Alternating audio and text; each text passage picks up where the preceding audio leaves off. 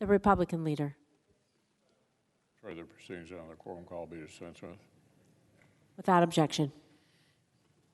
Here's a quote from candidate Biden's campaign website in 2020. Quote, "The U.S. has a right and a duty to secure our borders and protect our people against threats," end quote.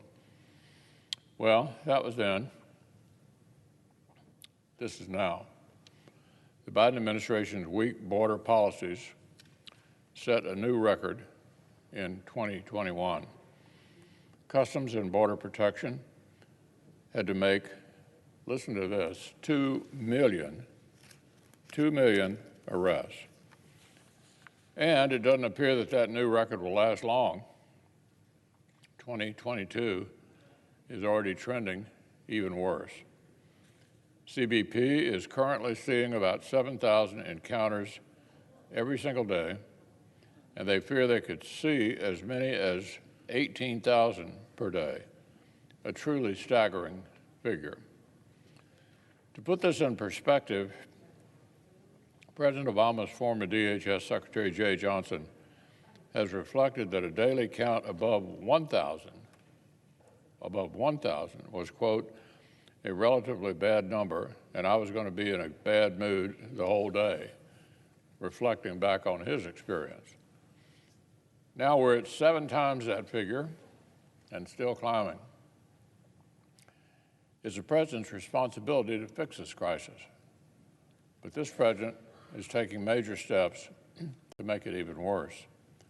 The Biden administration has announced they will cancel legal authorities that have helped CBP contend with these massive surges.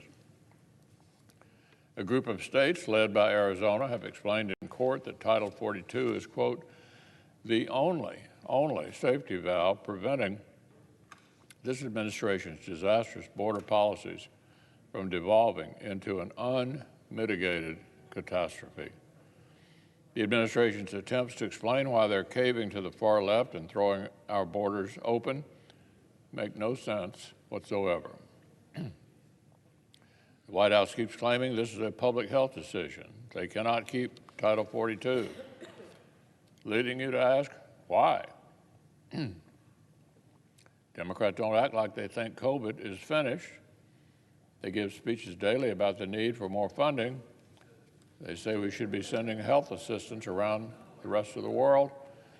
The only place on the planet where Democrats say COVID is over, apparently, is at our southern border. A growing number of House and Senate Democrats have expressed concern and anger over President Biden's awful decision. But press releases are one thing. What matters is how people vote. Senate Democrats have taken every meaningful opportunity to back the administration's border policies and vote down Republican efforts to improve security. Their votes have helped create this mess. We'll see if they finally change course and begin voting to help Republicans end the crisis instead. Now, on another matter, last week President Biden released his budget request for next year.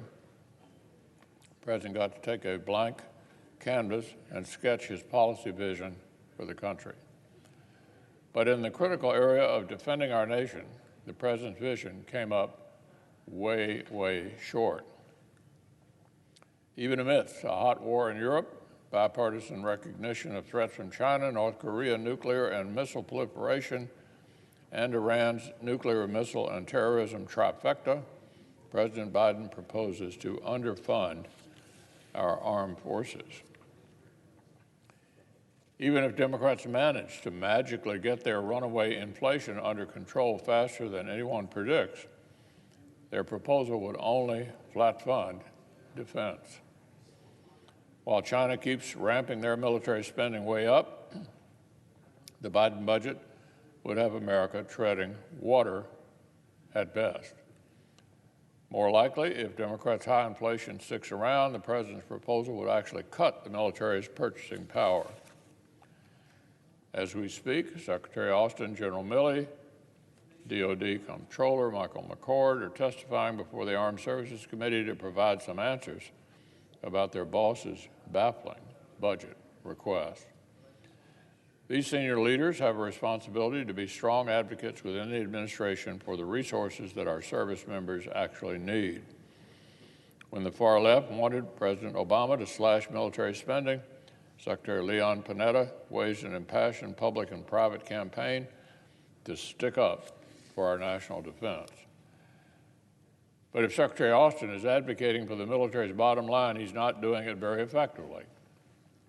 The administration's proposed defense increase of 4% before inflation doesn't come anywhere near meeting our military's requirements to compete with China and preserve peace well into the future. Yet the same budget lavishes a gigantic 14% increase on domestic discretionary spending. If our colleague Chairman Sanders wrote a budget and gave the Pentagon zero input or influence, it might not look much different than the administration's actual product. So, Madam President, the world is a dangerous place. China, Russia, Iran, North Korea, and other adversaries remind us of this basic fact every single day. Our Commander-in-Chief needs to get with the program. Now, on one final